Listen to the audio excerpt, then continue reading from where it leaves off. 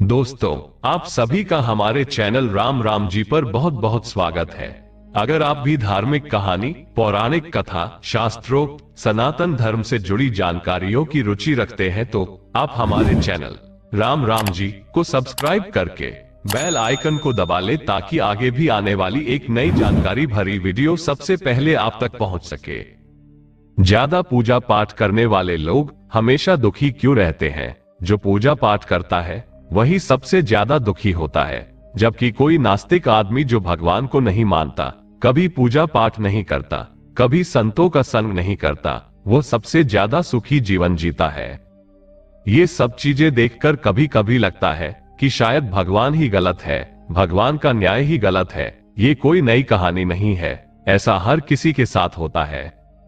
दोस्तों, इस वीडियो में हम आप लोगों को इसके पीछे के कारण के बारे में बताने वाले हैं।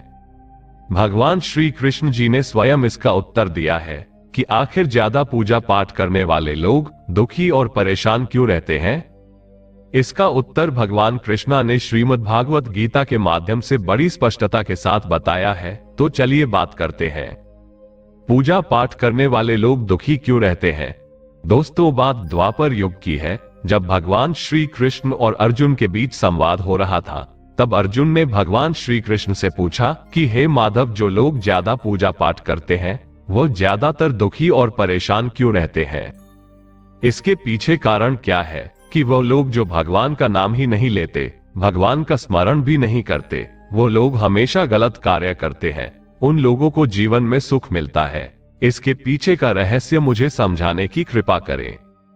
भगवान श्री कृष्ण ने एक छोटी सी कहानी के माध्यम से अर्जुन को इसका उत्तर दिया। जानते हैं उस छोटी सी कहानी के बारे में। भागवत गीता के अनुसार ज्यादा पूजा पाठ करने वाले लोग दुखी क्यों रहते हैं। एक समय की बात है, एक गुरु के दो शिष्य थे। दोनों ही पढ़े लिखे और विद्वान थे। दोनों में सिर्फ फर्क इतना था कि एक भगवान को मानने वाला था और दूसरा भगवान को ना मानने वाला था। एक शिष्य ऐसा था जहां पर भगवान की कथा होती थी, जहां सत्संग होता था, जहां भजन होता था, वहां दौड़ा चला जाता था और भगवान की पूजा पाठ करने लगता था। दूसरा शिष्य इन सब चीजों से काफी दूर था। वो शराब पिया करता था, वैश्याओं के यहां जाया करता था। सारी बुरी आदतें दूसरे शिष्य में थी।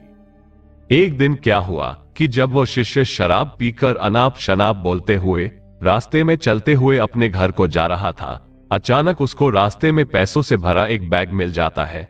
उसकी खुशी का ठिकाना नहीं रहता।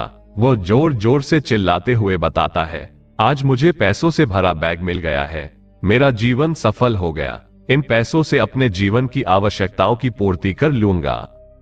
वही दूसरा मित्र मंदिर से भजन करते हुए अपने घर को जा रहा था। अचानक उसके पैर में बड़ा कांटा चुभ जाता है, रक्त निकलने लगता है। ठीक उसी समय दूसरा शिष्य भी वहां पहुंच जाता है और हंसते हुए उसको बोलने लगता है, क्यों तुम ही हो ना जो सबसे ज्यादा पूजा पाठ करते हो, भगवान का भजन करते हो। क्या किया तुम्हारे भगवान ने?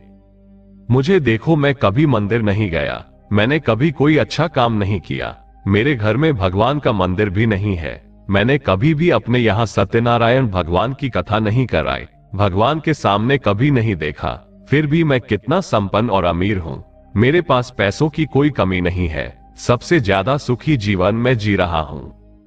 अच्छे शिष्य को उसकी बात चुभने लगी। उसने मन ही मन भगवान से प्रार्थना की, ये तो सच बोल रहा है, मैं कितना पूजा पाठ करता हूं और वह कुछ नहीं करता, फिर भी कितना सुखी है। इतना सोचते हुए वह अपने गुरु के पास चला जाता है और यही प्रश्न गुरु जी से करता है। गुरु जी मुस्कुराते हुए बोलते हैं, भगवान जो करते हैं अच्छे के लिए करते हैं, जिसकी जैसी योग्यता होती है उसको उसी के अनुसार फल देते हैं। अब तुम्हारे प्रश्नों का उत्तर तुम जानते हो। भगवान ने पैरों में ही क्यों कांटा चुभाया और उसको पैसों से भरी थैली क्यों मिली? सुनो, तुमने पिछले जन्म में बहुत पाप किया था, इसलिए दंड अनुसार तुम्हारी आज मौत होने वाली थी, लेकिन तुम बच गए क्योंकि तुम मंदिर गए थे और तुमने भगवान की पूजा की थी। यही कारण है कि तुम्हारी मौत ना होकर सिर्फ एक कांटा ही चुभा। अब तुम्हारे मित्र की बात करते हैं। वो पूर्व जन्म में एक संत महापुरुष था, इसलिए उसका जीवन बदलने वाला था, करोड़ों की संपत्ति का मालिक बनने वाला था, मगर इस जन्म में उसने कोई भी अच्छा कार्य नहीं किया। इसलिए पूर्व जन्म के फल के अनुसार उसको थोड़े से पैसे मिले, जबकि वो अरबों की संपत्ति का मालिक बनने वाला था। भगवान को दोष देना छोड़ दो, अपने वर्तमान के समय का सदुपयोग करो, भविष्य अपने आप सुधर जाएगा। इस प्रकार उसकी आंखें खुल गई और वह पूजा पाठ में दोबारा से लग गया। दोस्तों, यही कारण होता है कि जो पूजा पाठ करते हैं वे इतना दुखी क्यों रहते हैं। आज के लिए बस इतना ही। अगर आपका कोई सवाल है तो उसे कमेंट बॉक्स में अवश्य पूछें और इस वीडियो को लाइक करें, शेयर करें और साथ ही साथ चैनल को सब्सक्राइब करना ना भूलें। धन्यवाद।